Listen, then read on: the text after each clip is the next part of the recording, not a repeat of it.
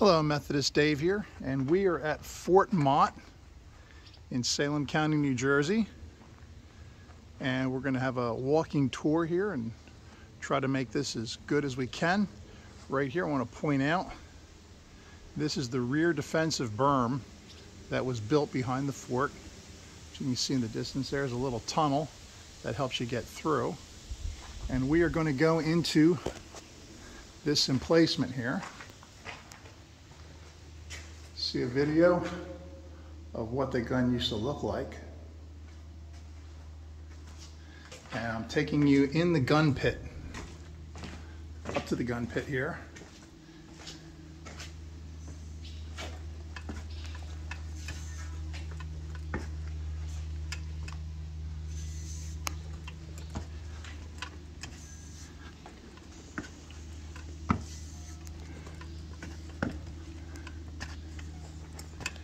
Okay, I'm going to show you this right here. This is the gun mount. This is where the gun went, the big gun. And everything you see back here, this would be where the crew that would tend to the gun. And we're going to go up a little higher and get a better view of this stuff.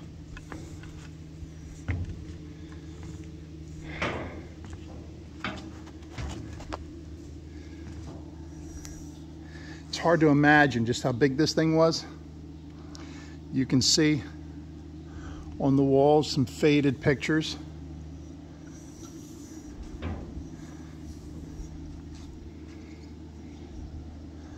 Little ramp there for the ladder that went down.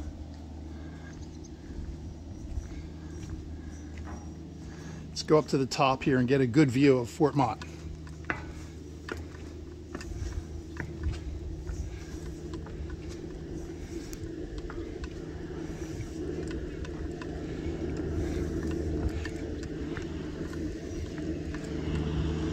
Okie dokie. This is the fortification. Fort Mott is a Spanish-American War era fort. It was built slightly before the war.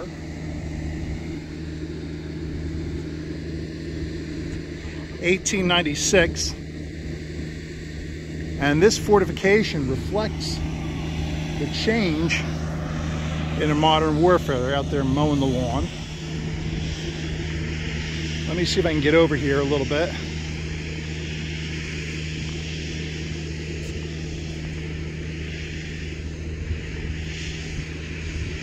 And I can,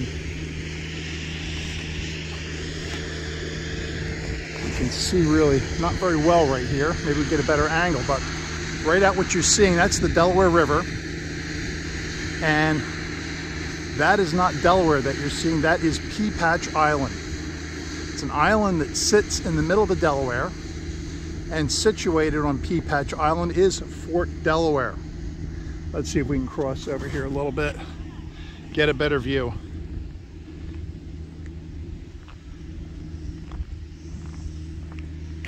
We're gonna do another video later. Yeah, I'm getting a better view of this angle.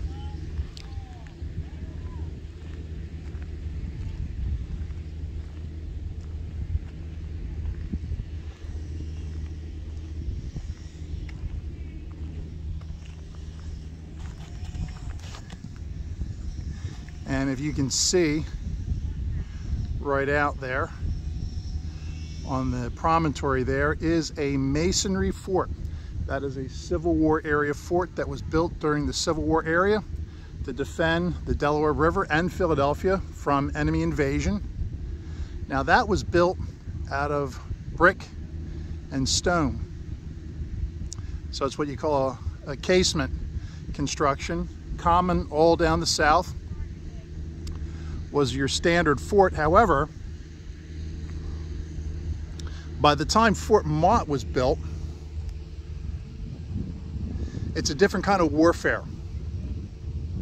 Now Fort Mott here was armed with 3 12-inch guns and 3 10-inch guns. And the artillery that it sported was the same kind of shells, or the same kind of guns that you'd find on battleships. I think the Texas has 12-inch guns. Arizona, I think, had 13-inch guns. And the enemy that they would be defending against now would not come in wooden ships. That Fort Delaware was built to defend against wooden ships. This was built to defend against iron ships. And these massive guns here would fire a 1-ton projectile, and you'd load the shell in the barrel, and then behind that 2 or 3 powder bags, just like they do on the battleships for World War II.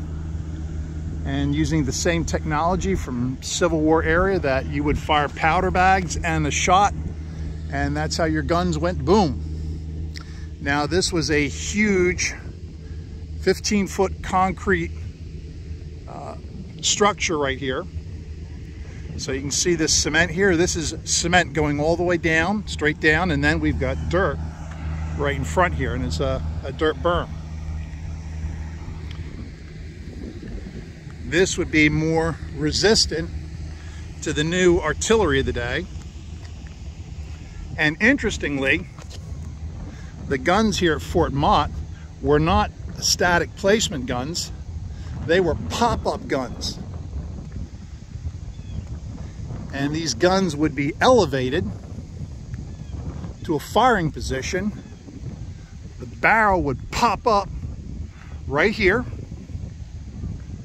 fire down the river, because trees are going there, so you could fire all the way down the Delaware River, miles down,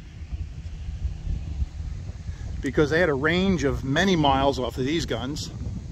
And then when the gun fired, the recoil would fold it back down to the lower level, where the gun crew on those steps down there could reload the artillery piece here. Pop up, fire, bounce back down. On this structure ahead of us was another firing position, and this was mounted with 2 5-inch rapid fire guns.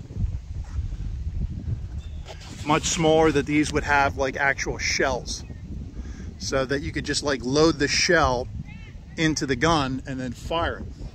Whereas over here, you'd have to actually load the artillery piece, and then you'd have to load the powder. So that was done separately. These 5-inch shells would be one piece, much smaller. And that cement structure there, you see, that's a ranging position, a fire position that would control the 2 guns that were mounted on that hill. And these guns would be exposed. 5-inch guns would be good for smaller vessels. These were for the big boys. Now, none of the guns at Fort Mott were ever fired in anger. Meaning, we never had an invasion force come up to the Fort Mott. Of course, that's you can see the refineries over in Delaware.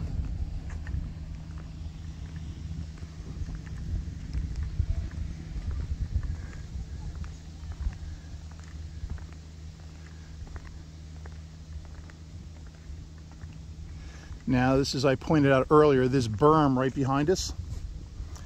This was a defensive berm. It was meant to give shelter to, on the other side is where the soldiers would be stationed. And then also, in case there was an attack from the landward side. And we've got mounts here for ventilation. Down the line there would be smaller guns. But that berm there would provide shelter protection in case of shells that landed too far. But if you got an attack from the landward side, then the soldiers could take a position on top of this hill, which is really overgrown, and they'd be able to defend the backside of the guns. Now, down below us used to be a rail line. In this little space down here, there used to be a little rail line there. And all the way at the end was another berm, and on the other side of the berm was a powder magazine. Now there'd be powder stored here inside the guns. We're going to go down below in a few minutes and look at that. At the very corner, at the very end of the line, was a map room. And the map room would be used to gauge where each gun should fire from. There was a device there, a mechanical device, that if you would give a range of your target from a couple different locations, they could plot where you would aim each gun individually. So each gun could be controlled separately from that map room and then directed to fire. Now let's head on down. It's a little tricky here, these stairs. They used to have a cardboard cannon here, or plywood, I guess it was. That would just show you just how big the barrel was off of this sucker.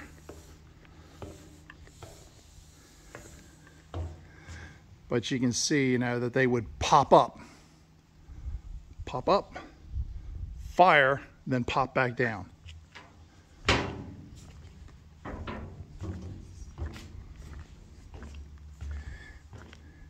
You've got 20 feet of concrete in front of you,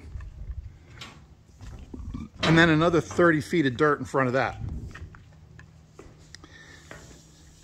Interestingly, the dirt made a really good barrier against artillery shells, because when they hit the dirt would give way. I will tell you that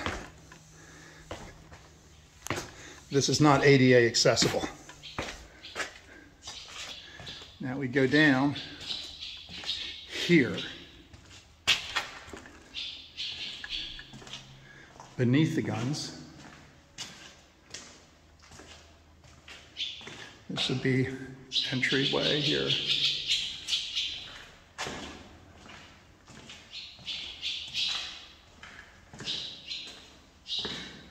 Lots of birds.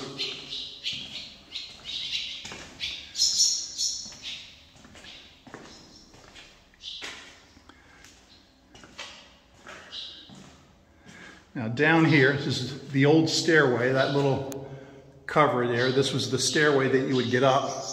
Not exactly friendly.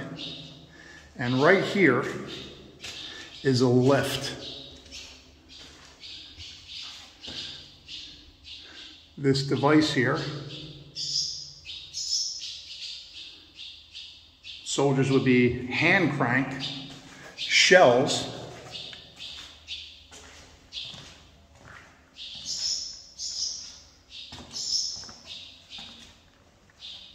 would be loaded on top of this, and a cradle there would catch the shells, and then it would go up by this hand crank pulley here and go up to the upper level and deliver the shells up there. This right here is a powder magazine. See, they would store the powder bags on these shelves right there. That would hold 200 rounds.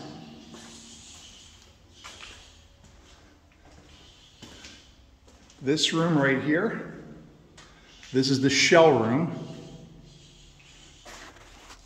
And if you can see with my camera, if I can get this in there, there's a couple shells there. Look, they're big. They're not as big as the battleship New Jersey would fire, but there's some serious artillery shells, and they probably weigh close to 1,000 pounds a piece. That's meant to punch through steel. And there could be armor piercing and also explosive.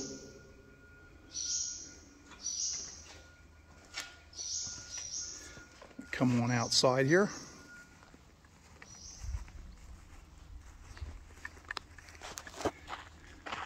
You could access the outside through these steel stairwells. Out here, that's how you got up there from before. Right there, that little doorway, that goes through the tunnel. So soldiers, you know, if they're being called to action stations, would not have to go around the berm or over the berm. They could go through the berm, and then that door could be sealed.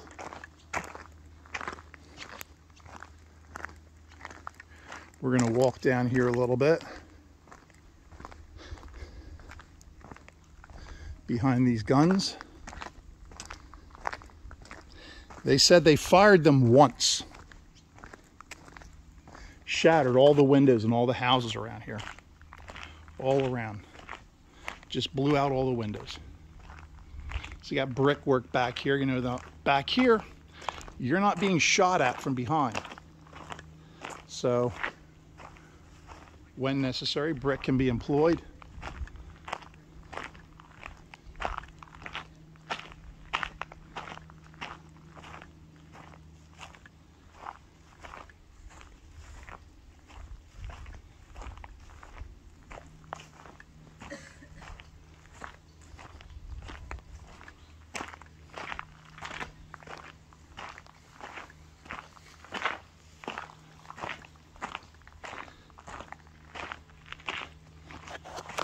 There's another access port through the berm.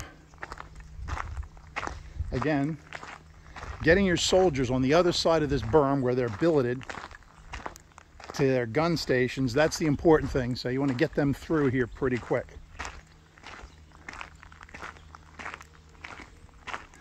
As we're walking back, I've read or seen videos that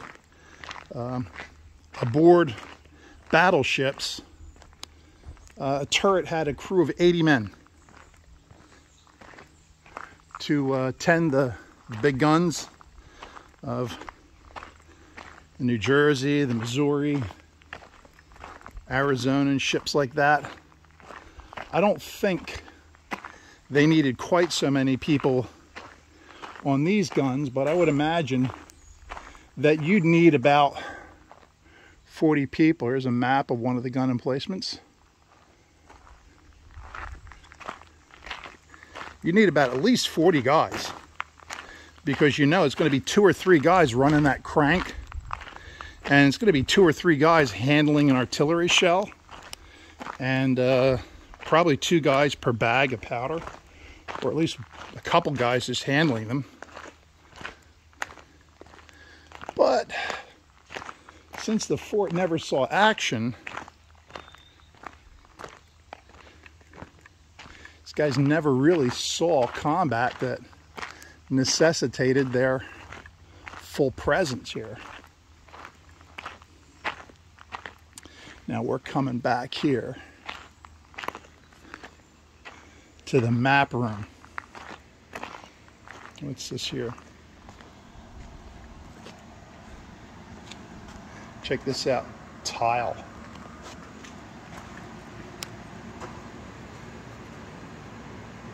Okay.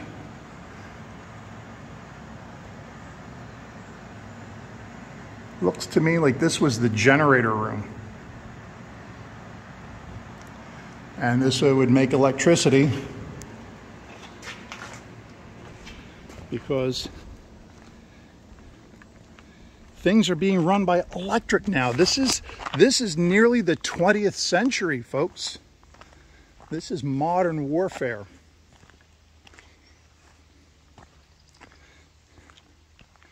Take you back here to the map room.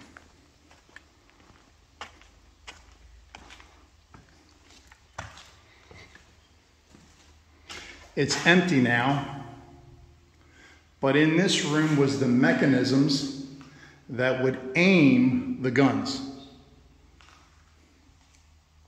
You would take, there's a tower on one side of the fort, and there's a tower on the other side of the fort. And these two ranges, they would measure the compass direction of your target. See here with a little bit of the rail here. Even though the gun emplacements had 200 rounds of ammunition. You know, what happens if we get into a serious fight and our gun fixtures run out of ammunition? Guard station here. Well, then we've got this train would come through here. Probably not a locomotive, but probably like a flat car. Since we're working on level territory here, you know, just a bunch of manpower, grab a whole bunch of guys and shove. Maybe you'd have like a hand crank.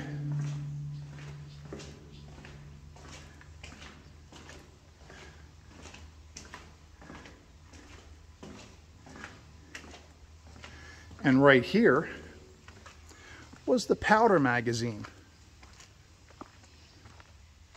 In this building here would be stored extra powder behind the fort.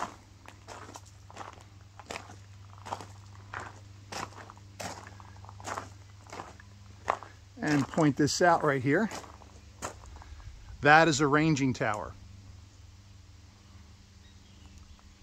And there's a tower that was similar to this on the other side of the fort, and at the top there you could take a reading, compass reading, and you see your target coming up the river, and it would tell you at what compass angle that was, and then they would feed that line to the map room, and then off the other map they would get a different angle and get a different reading, and through the process of triangulation you could be able to identify where in the river the enemy vessel was, and then you could just aim your gun to that and fire.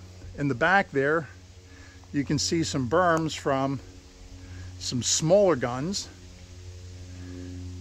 The big guns were to stop the ships, and these were to fire upon smaller vessels in case they disembarked, or if they tried to, if they were overwhelmed. This would be like anti-personnel. Towards the beginning of the 20th century, you have a rise of a new kind of vessel called the torpedo boat, fast boats. And smaller guns would be useful against them.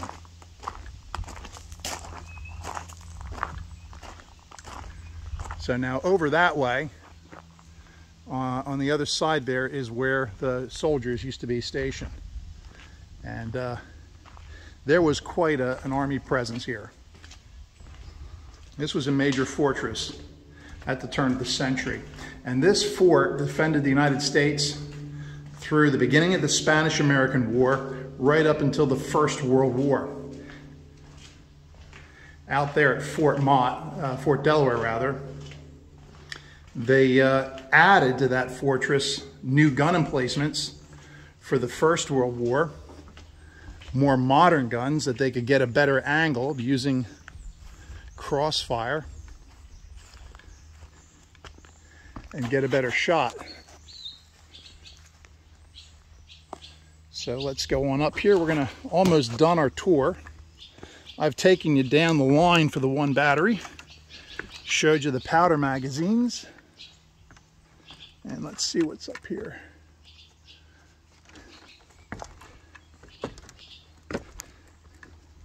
Now, these steps used to be a lot easier when I was younger.